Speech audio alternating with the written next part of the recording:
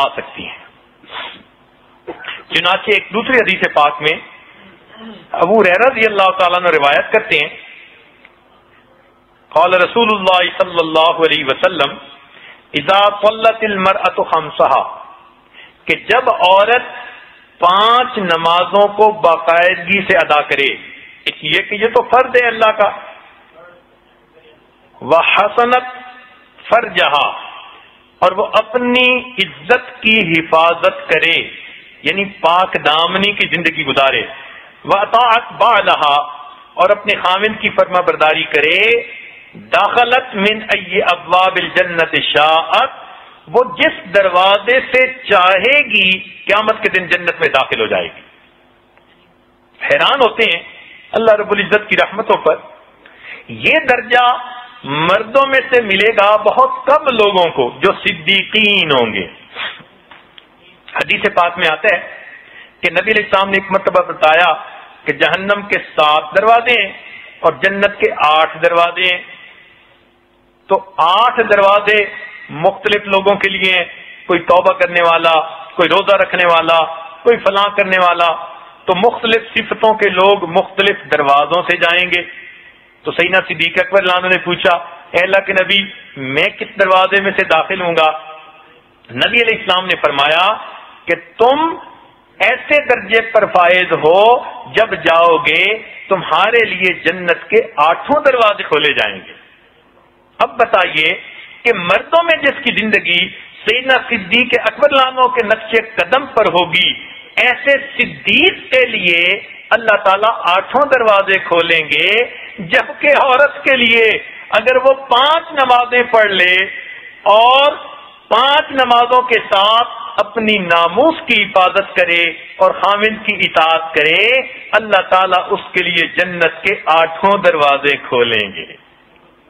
حیران ہوتے ہیں کہ پروردگار نے کتنی مہربانی فرمائی اور عورت کے لیے جنت میں داخلہ کتنا آسان کر دیا۔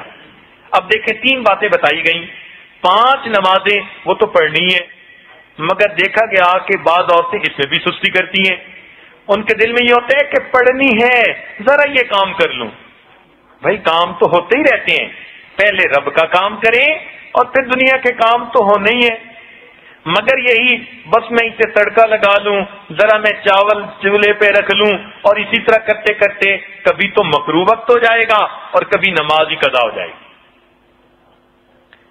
اور نماز کے معاملے میں فجر کی نماز میں تو بہت عورتیں سستی کر لیتی ہیں،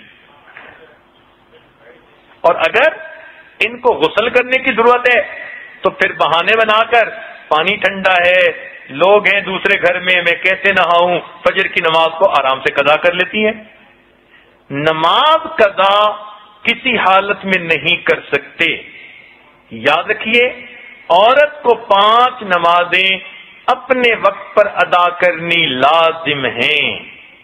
اس کی اہمیت کو عورت پہچانے اور وقت بے وقت نماز پڑھنے کی عادت کو چھوڑے، اہتمام کے ساتھ نماز پڑھے۔ تو پہلی صفت کہ جو 5 نمازیں اپنے وقت پر پڑھے۔ دوسری بات وحسنت فرجہا، اور اپنے ناموس کی حفاظت کرے، اس لیے کہ عورت کے لیے عزت کی حفاظت اتنی عظیم ہے جیسے مجاہد کے لیے اپنی سرحد کی حفاظت کرنی ہے۔ لہذا کوئی ڈھیلی بات نہ کرے، کوئی کسی کی رعایت نہ کرے،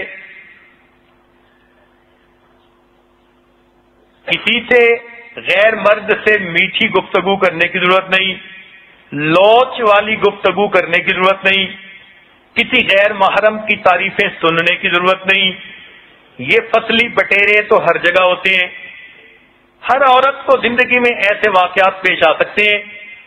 کوئی فصلی بٹیرا اس کو بھی 2 بول تعریفوں کے بول سکتا ہے، تو اس سے ٹریپ میں آنے کی ضرورت نہیں ہے۔